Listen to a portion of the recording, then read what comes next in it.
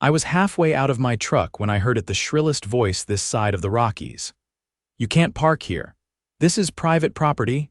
I turned, keys still in hand, to see a woman storming across the gravel like she owned the forest. Blonde bob, oversized sunglasses, clipboard in hand. Yep, classic HOA Karen. Literally.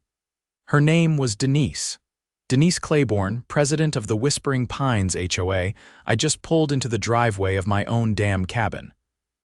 A place I'd bought 6 months ago, cash, after years of busting my back as a construction foreman. This wasn't some vacation rental. I came up here every other weekend to get away from the city noise and drink coffee in silence. It was mine, and I had the deed to prove it. Denise didn't care. She marched up to the front of my truck and jabbed her pen toward the ground like she was commanding troops. "You're violating HOA parking rules. Vehicles must be fully inside the garage or they get towed." I raised an eyebrow. "Garage? Lady, this is a log cabin." "There's no garage, just this gravel pad, same as every other place up here," she sniffed. "Then you're in violation of Section 4.2c. All vehicles must be parked in designated areas." "This is my designated area," I said. "I own the land." "Got the title in my glove box." Denise's lips pursed like she'd sucked a lemon. "You're new here. Clearly you don't understand how things work in Whispering Pines." I looked around. Nobody else was out, just me, my truck, the trees, and this walking migraine with a clipboard. "I understand perfectly," I said. "You're trying to scare me into doing what you say." She stepped closer, voice rising. "You think you're special, rules apply to everyone. I'll have this vehicle towed by morning if it's still here." I laughed, couldn't help it. "You're gonna tow a truck that's parked on private property, my property? Good luck with that." Her face went red. She pulled out her phone and started dialing. I walked right past her toward the cabin but paused halfway up the steps. "By the way," I said, "you do know I installed cameras last weekend, right? Got full view of the driveway, just in case someone tries anything unlawful." She froze. Her mouth opened for a second, then snapped shut. "Enjoy your clipboard, Denise." I stepped inside and shut the door behind me. Through the window, I watched her storm back down the driveway, heels crunching the gravel like angry firecrackers. That night, I didn't sleep much. Around 2 in the morning, I heard tires crunching outside. I peeked through the blinds and sure enough, flatbed tow truck creeping up the road. I turned on the porch light and stepped out, shotgun in hand, not loaded, just for show. The driver spotted me and stopped cold. "Hey," I said, calm and loud. "You here for my truck?" He looked sheepish. "Some lady said it was abandoned." "Yeah, well, it ain't. And it's parked on private property. You want to keep your license, I'd suggest backing off before a sheriff gets involved." He hesitated, then nodded, threw the truck in reverse and rolled back down the hill. But I wasn't done. The next morning, I drove down to the county sheriff's office and filed a formal report. Attempted vehicle theft. I brought my footage, printed stills, even caught Denise's license plate as she followed the tow truck up the hill in her Lexus. Deputy McAllister didn't say much, but he raised his eyebrows more than once. "Mind if we pay her a visit?" he asked. I grinned. "I was hoping you'd say that." Denise's face didn't show up around my cabin for the next few days, which was surprising. I figured she'd be back with another rulebook or threat, but apparently the deputy's visit made more of an impact than I expected. Still, I knew better than to assume she was finished. People like her didn't stop, they regrouped. By the following weekend, I was back at the cabin, dragging cedar planks off my trailer to rebuild the back deck. Sweat rolled down my neck as I worked, and the sound of hammering filled the trees. Just as I was securing the last board, an SUV pulled up and parked at the edge of the property line. A man in a navy suit stepped out, mid-50s, receding hairline, expensive watch, and a face that looked like it had never seen a day's hard labor. "Mr. Russo," he called. I set the hammer down and wiped my hands on my jeans. "That's me," he adjusted his cufflinks. "Martin Lanning. I'm the HOA's legal counsel. Denise asked me to speak with you on her behalf." I leaned against the railing. "She hiding behind suits now, that's new." I assure you, I'm just here to clear up a misunderstanding. He opened a leather folder and held out a paper.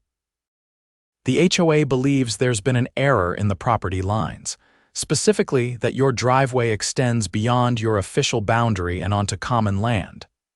I stared at the paper but didn't take it.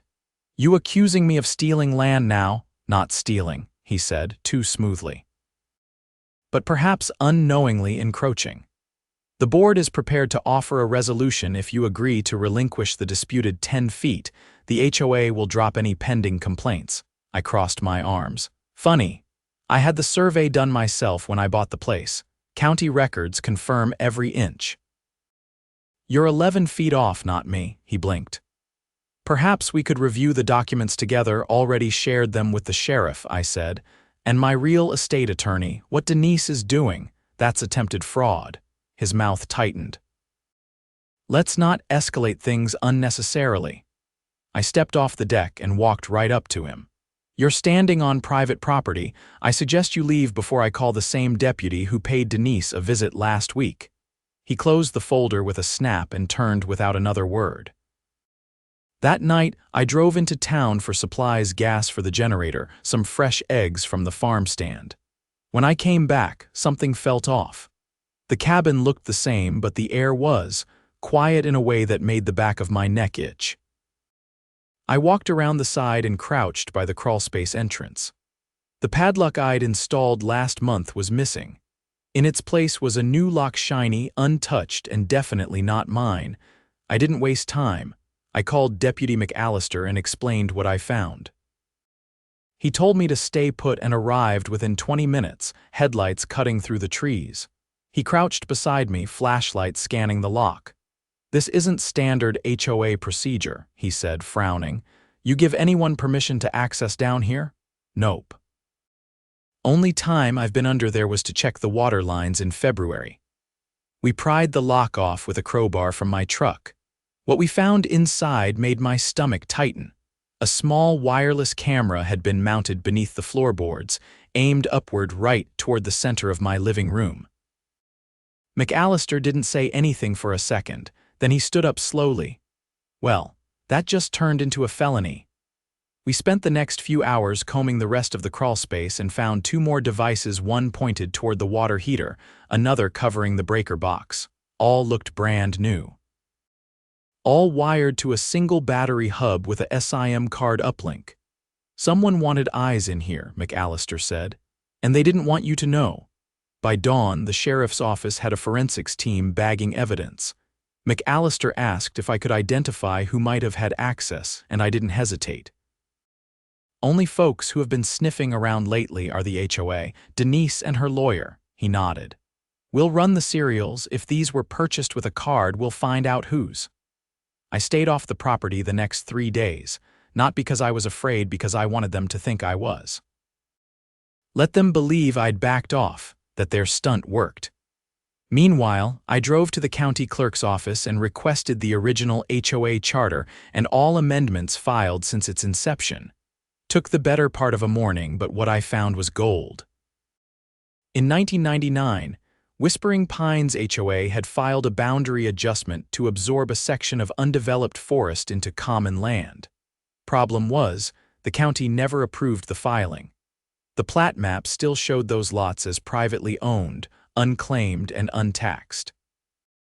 Which meant any HOA control over that land was non-existent. Guess where my driveway sits? I sent copies of everything to McAllister and my attorney. Then I waited. On Friday, a marked cruiser rolled into the HOA office parking lot in town, a warrant in hand. I wasn't there. But the clerk texted me later, said Denise came out yelling about misunderstandings and political harassment before being told to sit down and stay quiet. Apparently, the cameras had been purchased with the HOA's corporate card and shipped directly to her address.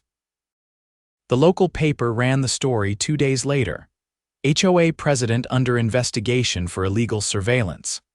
I returned to my cabin that weekend. No clipboard patrols, no legal threats. Just the sound of birds, wind through the pines, and the crackle of firewood in the hearth. I didn't need to post any signs. The news had done that for me. but just to be sure, I installed 2 new cameras. Not hidden big, obvious ones with blinking red LEDs. One pointed at the driveway, the other at the road. Let them know, I see you now. By the second week of June, the mountain air had traded its spring chill for dry heat, and the scent of sun-baked pine needles covered the trail like a quiet warning. I'd just returned from town with a box of electrical conduit and 2 bags of quick-set cement when my phone rang. Unknown number. I took the call anyway, Mr. Russo, the voice said. This is Assistant DA Valerie Grant, Jefferson County. We're opening a formal investigation into the Whispering Pines Homeowners Association. I understand you've recently submitted evidence related to illegal surveillance. I set the box down on the porch. That's right, I forwarded everything to Deputy McAllister, cameras, receipts, even the county plat discrepancy. We've reviewed the materials, she said. And we've launched a broader inquiry based on additional complaints. Your case may be part of something larger. How much larger? Potential fraud, misuse of HOA funds, and unauthorized boundary enforcement, she said. We'd like to speak with you in person this week. By Thursday afternoon, I was sitting in a quiet office downtown while Valerie, sharp-eyed, mid-30s, wore a badge on her belt like she meant it flipped through a manila folder. Did you authorize the HOA to make any modifications to your property? She asked without looking up. Absolutely not, I said. They've been trying to push me off my own driveway since the day I moved in. She stopped at a page and tapped it with her pen. This invoice shows a $5,000 charge for easement regrading and border compliance billed to the HOA last month. It lists your address as the project site. I leaned forward. They never touched my land. That's a fake invoice. We thought so too. The contractor listed here doesn't exist. It's a dissolved LLC from 2 years ago. What does that mean? It means someone fabricated a receipt to cover a non-existent job, likely to siphon HOA funds for personal use. My pulse quickened. You think Denise wrote herself a check? That's the theory. We're working on bank subpoenas now. If it holds, we're looking at embezzlement. I left the DA's office with a copy of my statement and a tight knot in my chest. This wasn't just about power trips and rulebooks anymore. This was theft, real, organized, and deliberate. The next morning, I drove up to the overlook above Whispering Pines. From there, you could see the whole neighborhood. Clusters of cabins tucked between trees, winding gravel roads, and the HOA office, a windowless prefab structure near the entrance gate. There were 2 county vehicles parked out front. I pulled out my binoculars and watched silently as 2 plainclothes investigators carried boxes out of the office. A uniformed deputy stood by the door, arms crossed down below. Denise appeared. She burst from the office, red-faced, waving papers in one hand and pointing furiously at the officials like they were trespassers on her personal kingdom. The deputy intercepted her and calmly guided her back inside. I didn't bother going down. I'd seen enough. Back at the cabin, I focused on finishing the new concrete footing for the shed. Working with my hands always helped me think. While I poured the mix and leveled the brackets, I couldn't get one thing out of my mind. That fake invoice hadn't been random. It had been specific. My address. My property, which meant they weren't just trying to push me out, they had a plan. That night, I pulled out the original development maps I'd archived when I bought the place. I laid them out on the kitchen table, side by side with the amended boundary maps Denise had tried to shove down my throat 2 weeks ago. The difference was subtle enough to slip past most people. But not me. There, in faint red ink, was a proposed utility corridor that cut across 6 lots, including mine. It was labeled as Future Easement Phase Roman II Expansion. I stared at it. There was no Phase Roman II. The HOA didn't have the authority to add new homes, and the land was zoned for single residential use only. But if they could harass a few owners into giving up their property's file some backdated easements, fudge a few records, they could try to consolidate the plots into a shared use zone. And sell it off. I drove into town the following day and met with a land use attorney named Glenn Vega. Retired city councilman, sharp as a nail, and known across the county for chewing up shady developers like sunflower seeds. Glenn studied the maps in silence for a long time. Then he looked up and said, "They're trying to create a pseudo-condo development. That's why they want your land. You're the last piece in the puzzle." "Is that legal?" "Only if they own all the parcels, which they don't, and falsifying easements." "That's real jail time." "Can we stop it?" "Not only that," he said, "we can burn the whole operation down." Over the next week, Glenn and I compiled everything: the forged invoices, the illegal surveillance, the unapproved boundary adjustments, and now the altered development plans. He drafted a formal complaint to the state's HOA regulatory board and filed a cease and desist to halt any Whispering Pines activity tied to land use or development. Meanwhile, the DA's office expanded their warrant to include Denise's personal residence. They found stacks of HOA records in her garage, including internal memos about clearing resistance and quietly absorbing fringe parcels. She was arrested the following Monday. The news spread fast. By Wednesday, half the community had shown up to a special meeting called by the interim board. Denise's supporters, those who'd barked about neighborhood standards and property values, at every meeting suddenly vanished like fog in sunlight. I stood near the back of the room while Glenn laid out the facts. The HOA president falsified financial records, illegally surveilled residents, and attempted to manipulate land boundaries for personal profit, he said. Every resident who received a notice about easement violations or property line conflicts, you were targeted. People gasped. A few cursed under their breath. An older man in a flannel shirt raised his hand. "So what happens now?" Glenn nodded toward me. "Mr. Russo's testimony and evidence were instrumental in bringing this to light. Without his vigilance, this plan might have succeeded." A few heads turned my way. Someone clapped, then another. Before I knew it, the room was on its feet. I didn't say much. Just gave a nod and let them have their moment. I hadn't done it for recognition, I just wanted to live in peace. Later, as the crowd dispersed, a middle-aged woman with silver braids approached me. "My name's Lorna," she said. "I live 2 cabins down from you. I never liked what Denise was doing, but I didn't know how to fight it." "You don't have to fight alone," I said. "That's the whole point," she smiled. "You coming to the cleanup this Saturday?" "We're repainting the community board and taking down the old rules signage." "I'll bring the paint thinner," I said. That weekend, I stood with my neighbors in front of the rusted HOA sign. We took turns scraping off the flaking letters. When we were done, someone handed me a brush. I painted the first word myself. Welcome. No threats, no citations, just a simple gesture of community. The pines were quiet that night. For the first time in months, I slept with my windows open, no cameras, no tow trucks, just wind and starlight, exactly what I came here for. The last of the pine pollen was finally clearing from the air when I got the call from Glenn. He didn't waste time on pleasantries. "They unsealed the audit reports this morning," he said. "You might want to come by." By then, the interim board had taken over the HOA office, and the place felt more like a local library than a war room. The blinds were open. Coffee brewed quietly in the corner. People actually spoke to each other like neighbors. But when Glenn spread the county audit across the table, the room fell silent.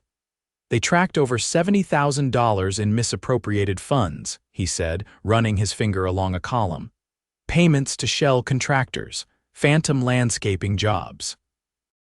Equipment rentals that never existed." He turned the page. "And here, this is where it gets ugly. These receipts show charges to residents for maintenance fees that were never deposited into the HOA account. They were rerouted to a private bank in Denver." A woman across the table leaned back in her chair. "I paid that fee every quarter for 5 years. You and a dozen others," Glenn said. "All of it's being wrapped into the criminal case. The DA is adding felony theft and money laundering." I stared at the documents and let the weight of it sink in. We'd known Denise was crooked, but this was deeper than anyone imagined. She hadn't just bullied people, she'd siphoned off their trust, their money, and their peace of mind. "Where's the rest of the board from before?" I asked. Two resigned the day after the search warrant, the treasurer's under investigation, the secretary's claiming she didn't know anything, but Glenn tapped a highlighted section. Her signature approved 3 of the fake payments. I nodded slowly. "What about restitution?" Glenn's brow furrowed. "That'll take time. The county's freezing assets now. Best case, the stolen funds get liquidated and returned. Worst case, victims will have to pursue civil claims." The room stayed quiet after that. Sometimes justice didn't come clean and neat, it came in fragments, layered between court filings and forensic accounting. But it was coming. Outside, a breeze rustled the branches, and for the first time since I bought the cabin, I felt something close to closure. Later that week, I got a knock at my door while I was installing the new solar inverter. A man stood on the steps, mid-40s, denim work shirt, worn boots, and a nervous energy in his shoulders. "Name's Doug," he said. "I'm on lot 39. I heard about what you did. Wanted to say thanks." I wiped my hands on a towel and nodded. "We all had a piece in it." He hesitated, then stepped closer. "You ever think about running? For the board, I mean," I nearly laughed. "I'm not exactly the rules and bylaws type." "Maybe that's why you should. We need someone who'll keep folks honest." I didn't answer right away. Honestly, I hadn't thought about it. I'd come to Whispering Pines to be left alone, not to run meetings or chase budgets. But the truth was, things had changed. People were talking over fences now. Neighbors who used to stare at the ground when they passed each other were sharing garden tools and weekend plans. The fear was gone. In its place was something else: ownership. "I'll think about it," I said. Doug nodded. "That's all I was hoping." He turned to leave, then paused. "Oh, one more thing. You know that old trail behind the north lots, the one Denise said was restricted?" "Yeah, I walked it last fall. Beautiful stretch. Turns out it's county land, public access, always has been. She just posted fake signs to keep people off her back porch." I stared. "So she was fencing off land that didn't belong to her?" Doug grinned. "That's what the county surveyor said. They pulled the signs yesterday. Whole trail's open now." After he left, I grabbed my boots, locked up the cabin, and took the north trail. It curved around the ridge, shaded by ponderosas, and opened onto a clearing with a view that made you forget how to speak. Snow capped peaks in the distance. Hawks drifting in lazy circles overhead. I sat on a log and listened to the wind. For the first time in months, the only sound was nature. No engines, no arguments, no clipboards. The next week, the county courthouse held Denise's arraignment. I didn't attend, but I followed the coverage. Her lawyer tried to paint her as overwhelmed and misguided, but the DA wasn't buying it. The judge denied bail on the grounds of flight risk and tampering with evidence. She was led away in cuffs, head down, lips pressed tight. The same day, the Whispering Pines board posted its first open meeting notice without threats or jargon, just an invitation. Community discussion on future projects, all residents welcome. I stood in the back of the lodge while they debated trail maintenance and snowplow contracts. No shouting, no glares, just people trying to live together without stepping on each other's necks. At one point, someone called for nominations to fill the 2 vacant seats. I raised my hand before I realized I had. The vote wasn't even close. I didn't do it for power. I did it because I'd seen what happened when no one watched the watchers. And if being on that board meant I could make sure this kind of thing never happened again, then that was worth the headaches. That night, as I locked the gate at the base of my driveway, I caught movement near the edge of the property. A familiar Lexus sat parked half-hidden in the trees. Engine off, no lights. I walked toward it slowly, boots crunching dry needles. The window slid down a few inches.